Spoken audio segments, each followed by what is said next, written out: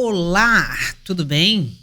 Conforme prometido, estou de volta para corrigirmos a questão discursiva que foi proposta na semana passada e eu deixei para vocês aí praticarem, exercitarem, né? Bom, antes de mais nada, já pedi aí que vocês deixem a sua contribuição, curtam esse vídeo, compartilhem, né?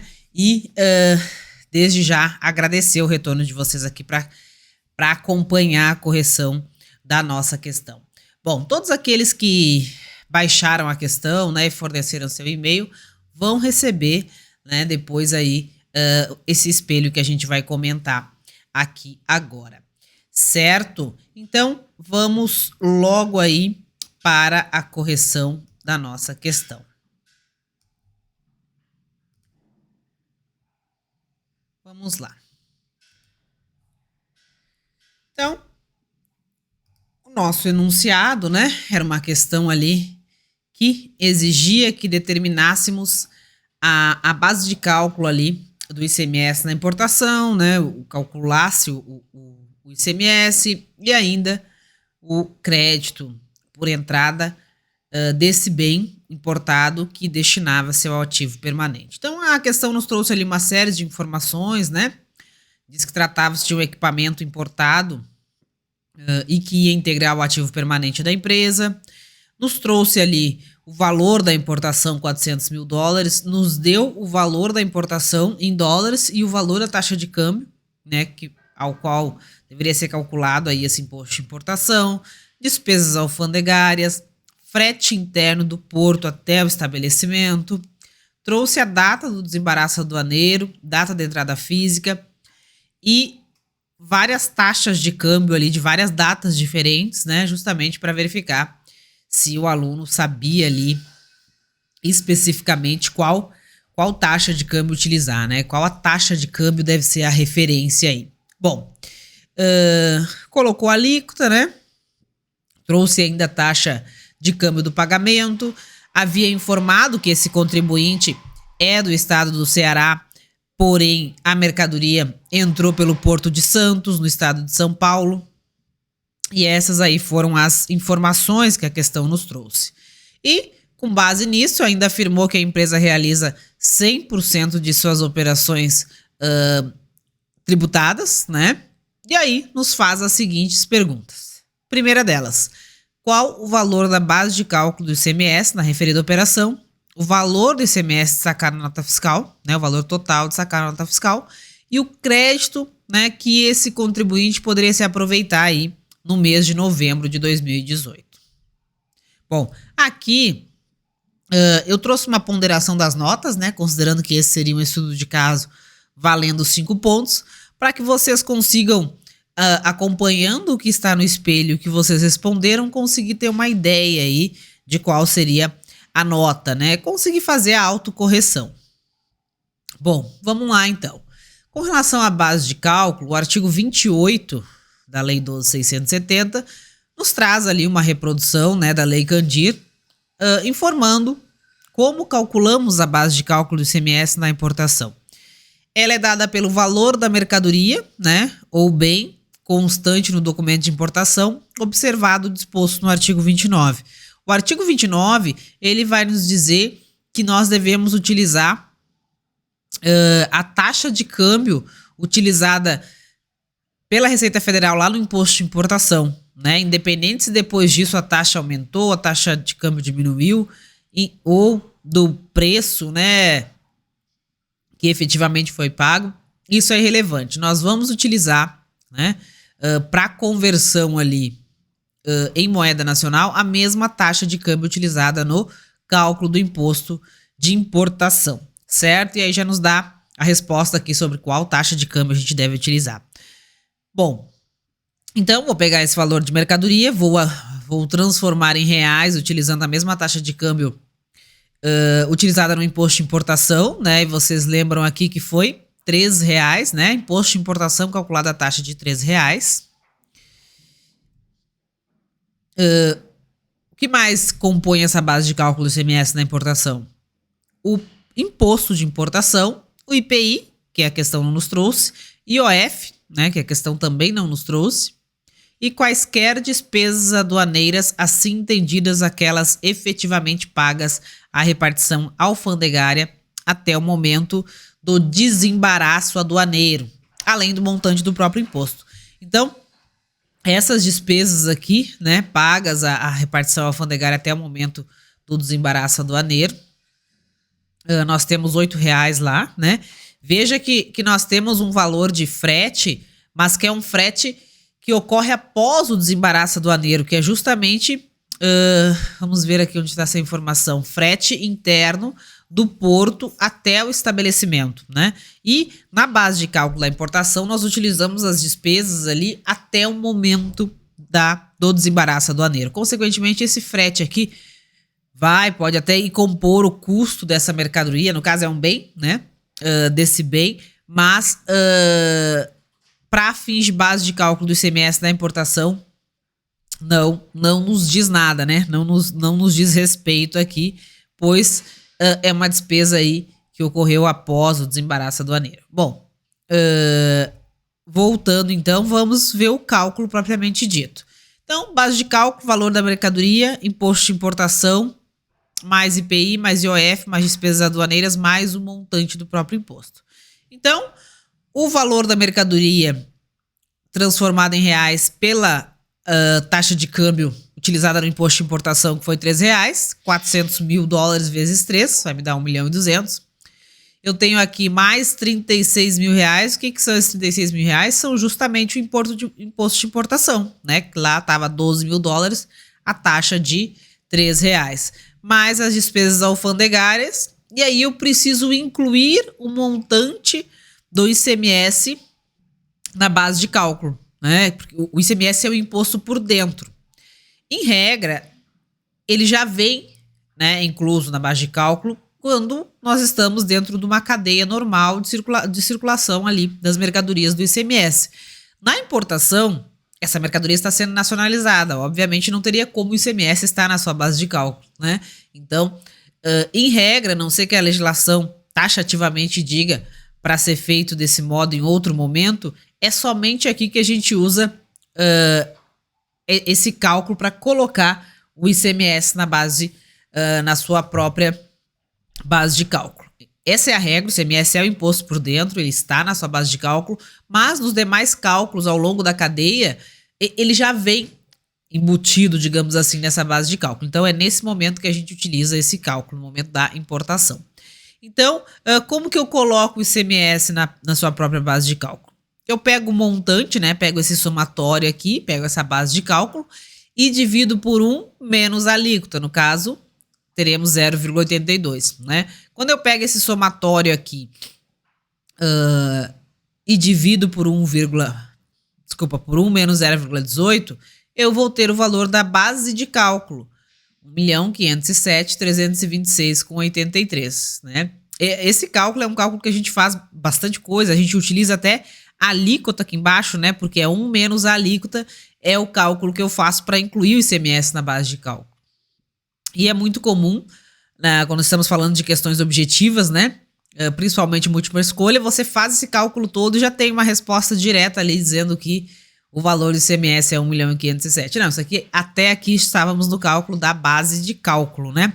Agora, para saber o valor do ICMS destacado nesse documento, nessa nota fiscal de importação, eu vou aplicar a alíquota interna. Como vocês sabem, na importação nós temos a aplicação da alíquota interna. Então, 18% vezes a base de cálculo que acabamos de apurar, e eu vou ter o ICMS destacado no documento fiscal. Bom, mas a primeira questão ainda nos pergunta, ok, né? Qual é o valor da base de cálculo, qual é o valor do ICMS, qual vai ser o valor apropriado na escrituração do contribuinte referente a essa nota. Aí que fica a observação, que como já foi informado lá no enunciado, esse bem vai compor o ativo imobilizado, né? E o que nós temos aí com relação ao crédito dos bens para ativo imobilizado? Ele vai nos dizer que o montante do crédito apropriado será obtido multiplicando-se o valor total do respectivo crédito pelo fator igual a 1,48 avos em relação ao valor das operações de saídas e prestações tributadas e para este fim a gente soma as exportações às operações tributadas, que é aquela questão que vocês sabem, né, que bens do ativo imobilizado são creditados na proporção de 1,48 e eu ainda tenho que levar em consideração aí o percentual das saídas tributadas, e para esse fim de creditamento do ativo permanente, embora sejam imunes, são consideradas como tributadas as operações destinadas ao exterior. Então, como 100% das operações são tributadas, o enunciado já nos informou, eu vou pegar o valor do crédito e vou, né, dividir ali, multiplicar por 1,48, né, dividir por 48, e vou ter a parcela de R$ 5.652,48. E a questão ainda pergunta, né, qual é o valor do crédito no mês de novembro? O que a gente teria que observar? Se ele poderia se creditar no mês de novembro. A data do desembaraço aduaneiro é 30 de outubro. Né? Se a questão perguntasse o valor do crédito em 30 de outubro, seria zero. Né? Por quê? Porque o crédito do bem destinado ao ativo permanente só é permitido a partir do momento da entrada do bem no estabelecimento. Então, por mais que eu tivesse o desembaraço e a própria emissão da nota lá no dia 30 de outubro, somente no momento da entrada física é que a partir daí que eu poderia começar a me creditar ali de 1,48 na proporção das saídas tributadas. Então, como a mercadoria entrou, o bem entrou 2 de novembro, em novembro eu já posso realizar o crédito da primeira parcela, né? Que é o valor que acabamos de calcular aqui, correspondente ao valor do crédito destacado do ICMS destacado na nota, multiplicado por 1,48, certo? Bom, e a segunda pergunta nos trazia o seguinte questionamento, né? Caso eu quiséssemos checar se essas informações questionadas no item anterior, base de cálculo, ICMS destacado e crédito escriturado, aproveitado, se eles estão corretamente registrados e escriturados, quais seriam os grupos ou blocos da nota fiscal eletrônica e da escrituração fiscal digital que deveriam ser verificados? Bom, aqui imagino que vocês já se detiveram aí um pouco a estudar, né? Até porque é um assunto aí importante para a prova objetiva. Quais são os principais grupos da nota fiscal eletrônica e quais são os principais blocos da escrituração fiscal digital? E ainda é interessante que vocês olhem, né, para esses grupos e para esses blocos, procurando entender como essas informações se relacionam, né? Se eu quero checar se uma informação que estava na nota foi corretamente levada para os livros do contribuinte, ou seja, para a escrituração digital do contribuinte, qual grupo eu olho a informação na nota e onde essa informação correspondente vai estar na escrituração fiscal digital. É esse tipo de cruzamento que vocês precisam tentar identificar, né? Então, nos grupos, e aqui eu trouxe os mais relevantes aqui da nota fiscal eletrônica, nós vamos ter, né, grupos onde eu vou ter os dados da nota, a identificação da nota, identificação do emitente, identificação do fisco emitente, identificação do destinatário, por exemplo, né? Digamos que fosse uma operação ali entre duas empresas, ou se eu estivesse fazendo uma checagem nos créditos por entrada de uma determinada empresa. E eu tivesse dúvida se aquela nota, se ele não estava se aproveitando de notas ali de terceiros, né? Eu poderia ir no banco de dados da nota fiscal eletrônica e verificar o grupo E, onde eu tenho a identificação dos destinatários, né? E confirmar que aqueles documentos todos que ele tem se aproveitado do crédito, consta ele lá como destinatário, né? Eu tenho também grupo que me traz a identificação do local da retirada, da entrega, detalhamento de produtos e serviços, e aqui esse grupo H e grupo I, ele é interessante porque embora o grupo H chame-se detalhamento, na verdade era um grupo I que a gente vai ter esse detalhamento com as informações ali, NCM, né, CFOP, uma série de informações ali dos produtos que estão sendo comercializados, né? Então, um outro exemplo aqui, digamos que nós temos determinadas mercadorias que possuem uma redução de base de cálculo ou uma alíquota específica, e essas mercadorias têm um código, uma classificação chamado NCM, né? Digamos que às vezes artigos de couro. E aí eu posso ter centenas de artigos de couros diferentes, né? Enfim, posso ter capinha de celular, posso ter couro que vai ser utilizado na fabricação de calçado, N tipos, N destinações. Eu não vou fazer essa busca, né? Ou não vou olhar isso pelo nome do produto, porque às vezes pode ser até difícil.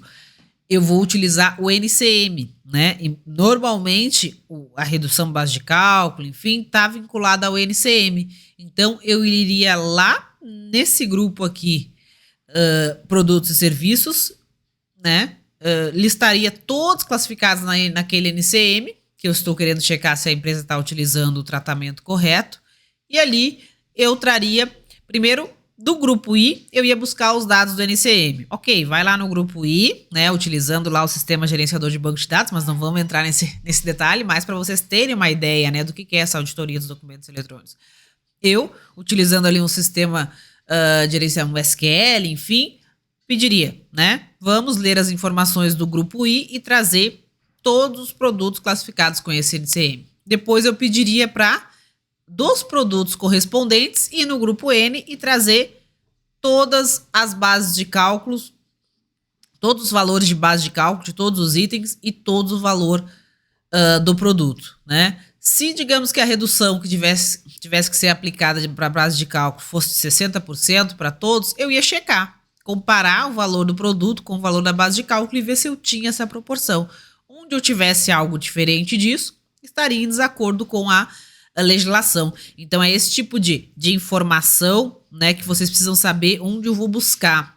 Você, né, auditor X, precisa verificar se está sendo aplicada a alíquota de 25% em tais produtos considerados supérfluos, enfim. Você tem que saber onde, né, onde que você vai no grupo, lá em qual grupo da nota fiscal eletrônica vocês encontram essas informações. E informações referentes à tributação, foi tributado, foi isento, a base de cálculo foi normal, enfim, né, tinha substituição, tudo isso está no grupo N, são informações que vocês precisam saber que está no grupo N. Então aqui, a pergunta era, né, se eu quisesse checar base de cálculo e ICMS destacado, onde que eu iria verificar, né? Eu tenho o grupo N seria o mais correto, porque ele me traz isso item a item. Mas, coloquei uma observação aqui, porque na questão, né, é pedido o valor total do ICMS. E nós temos aí, só para chamar atenção mesmo, né, o mais provável que seria o grupo N, nós temos o grupo W, que é o totalizador. Né? Lá eu tenho o total dos produtos, total da base de cálculo, total do ICMS, total do ICMS substituição. Então, também seria um grupo ali que eu conseguiria essa informação totalizada da nota. Eu não conseguiria ter aquele detalhe, aquela informação item a item. Para isso, né, grupo N. Bom, mas a questão me pergunta também com relação, né, ao crédito escriturado e aproveitado. Que crédito? É um crédito do ativo permanente. Para dentro da EFD, e aí a distinção mais básica que vocês precisam ter é justamente, né, banco de dados da NFE, banco de dados da escrituração fiscal digital. Banco de dados da nota fiscal eletrônica, eu tenho todas as notas fiscais eletrônicas ali emitidas, né, onde tenha um emitente ou um destinatário, seja parte um contribuinte do estado do Ceará, né? Seja como destinatário, seja como emitente ou como ambos, né? Então, eu tenho no banco de dados da nota fiscal eletrônica da Cefaz Ceará todos esses itens. O banco de dados da EFD, eu já tenho, lógico que eu vou ter informações das notas fiscais, mas aqui é a informação dos contribuintes, a escrituração, são os livros fiscais em última análise. Todos os livros que nós conhecíamos, né, de papel, livro de entrada, de saída, livro de apuração, hoje eles estão na escrituração fiscal digital. Então, quando a pergunta aqui, né, quando o enunciado questiona, né, onde que eu vou verificar se o crédito, primeiro verificar se ele foi corretamente destacado, tanto base de cálculo como ICMS. Esse destaque acontece lá na nota, né? Eu tenho que olhar o banco de dados da nota fiscal. Mas agora, se eu estou falando em escriturar, em aproveitar crédito, eu aproveito o crédito onde? Quando eu levo ele para minha apuração, para os meus livros, para o meu cálculo mensal do ICMS a recolher. E aí eu já estou falando de escrituração fiscal digital, né? E aí, quais são os blocos onde eu vou fazer isso? E aí, aproveitando para citar aqui os blocos mais importantes, né? Nós temos o bloco C, quando se fala em mercadorias, e o bloco D, onde se fala em serviços, onde vão estar todas as notas fiscais, sejam de entrada, sejam de saída. Certo? Esses blocos, é importante vocês darem uma olhadinha lá nesses blocos. Mas especificamente aqui na nossa questão, nós estamos falando de crédito, queremos saber se ele aproveitou corretamente aquele crédito, né? Se ele não se creditou daqui a pouco integralmente, se ele fez o cálculo de 1,48avos. E onde que eu vejo e qual é o bloco dentro da FD que o contribuinte leva para lá todas as suas entradas para o ativo permanente, justamente para fazer aquele cálculo mensal e aquele acompanhamento mensal, né? Porque todo mês eu pego a parcela de 1,48avos, olho a proporção das minhas saídas tributadas mais exportação, porque aquele 1,48avos daqui a pouco, que seria 100, digamos, 1,48avos, se eu tive somente 90% das saídas tributadas mais exportação, eu não vou me creditar do 100, mas do 90. Esse cálculo eu faço dentro do bloco G. Lá eu tenho, daqui a pouco, se eu tenho 50 bens do ativo permanente dentro desse período de 48 meses, eu vou ter 58 parcelinhas lá para calcular, para apurar, e depois eu pego esse somatório e levo para minha apuração do ICMS. Então, o cálculo, ele é feito aqui dentro do bloco G. O bloco E já é o bloco que eu levo os meus créditos por entrada, né? Inclusive do SIAP, levo os meus débitos, levo tudo para fazer a apuração, para chegar no ICMS a recolher ou no ICMS a transportar para o período seguinte, certo? Outra observação que, diferentemente aqui da nota fiscal eletrônica, onde eu trouxe apenas os principais aqui nesses slides para vocês, porque são muitos, os da FD não são tantos, né? Todos são obrigatórios e é bem importante você memorizar aí para quê, né? Que informações eu tenho em cada um desses blocos, certo? Então, eu iria olhar lá basicamente o grupo N, né? Para ver se o item lá na nota fiscal eletrônica, se foi feito da maneira correta, o destaque do ICMS, né? A base de cálculo calculado corretamente. E na FD, eu ia olhar lá no bloco G para ver se ele realmente chegou no cálculo da parcela correta. Poderia olhar também a apuração do ICMS, mas lá eu já tenho valores mais agregados, digamos assim, né? Bom,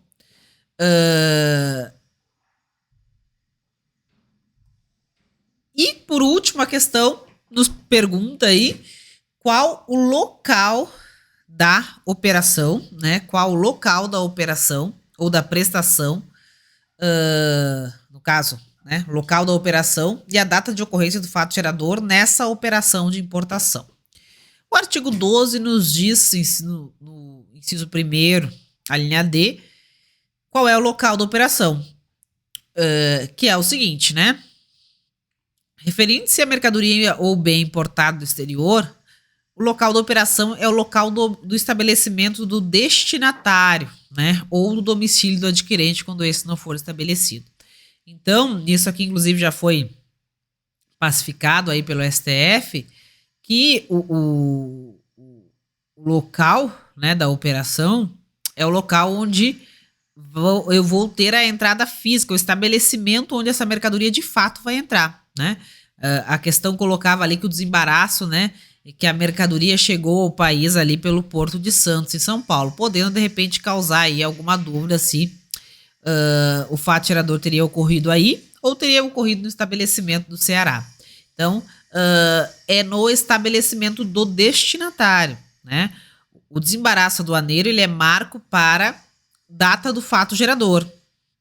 Inclusive, essa é o posicionamento do STF. Ele é marco para a data do fato gerador. Mas o local onde se dá o desembaraço não é o local da operação. O local da operação é onde vai ocorrer a entrada da mercadoria, né? O estabelecimento importador. Isso muito em função da chamada Guerra dos Portos, né? Onde muitos estados aí reduziam muito o ICMS ali, enfim, para que as mercadorias fossem importadas pelo seu porto, independente de para onde fossem destinadas depois, com a expectativa de ficar com esse ICMS, né? Então, temos aí a norma e também o entendimento jurisprudencial de que não, né? De que independente de qual foi o porto, de qual foi o estado por onde entrou essa importação, o ICMS é devido, né, ao estabelecimento de destino. No caso, então, o local da operação é o estabelecimento do contribuinte aí em questão no estado do Ceará. E o fato gerador é no momento do desembaraço aduaneiro. Esse sim, artigo 3º, né? No caso da nossa questão, 30 de outubro de 2018. Certo? Aí, por último, deixei aqui um padrãozinho de respostas para vocês, né? Vocês vão ver, vão verificar aqui, por exemplo, eu não cheguei a detalhar o cálculo, a demonstrar muito cálculo, por quê? Porque o enunciado da questão não pedia, né? O enunciado da questão não pedia demonstre o cálculo, né? Ele perguntava qual o valor. Lógico que sempre vocês vão procurar ali, principalmente se tem algum ponto ali mais polêmico, que vocês acham que pode ser uma pegadinha ou até um questionamento da banca, ou seja, a banca queria saber se eu entendia realmente isso, vocês podem detalhar um pouco mais. Mas vejam que aqui não foi pedida a fundamentação da questão. Vocês sempre vão levar em consideração. Tem espaço, né? Tem algo que é relevante eu colocar, eu vou acrescentar. Que eu coloquei, né, no meu espelho de maneira mais direta, porque não tinha esse pedido de detalhamento. Mas é aquilo, a gente não tem a certeza do que está no espelho. Se ele pede uma resposta, se ele pede a base de cálculo do ICMS, é óbvio que eu vou precisar chegar num número e apresentar esse número. Mas o que mais eu posso ter como itens pontuando dentro dessa resposta? Certamente a fundamentação legal, né? Se eu conseguir, se couber ali dentro de tudo que pediu a questão para eu explicar como é composta essa base de cálculo, a base de cálculo corresponde ao somatório das parcelas x, y, z. É interessante sim vocês colocarem nessa ideia, né, de que o espelho ele não é sim ou não 10 ou 20, não. Ele vai ter outros itens lá que vai pontuando até chegar na nota máxima. Certo, pessoal? Então, esse aí foi o exercício que nós propomos aí para vocês.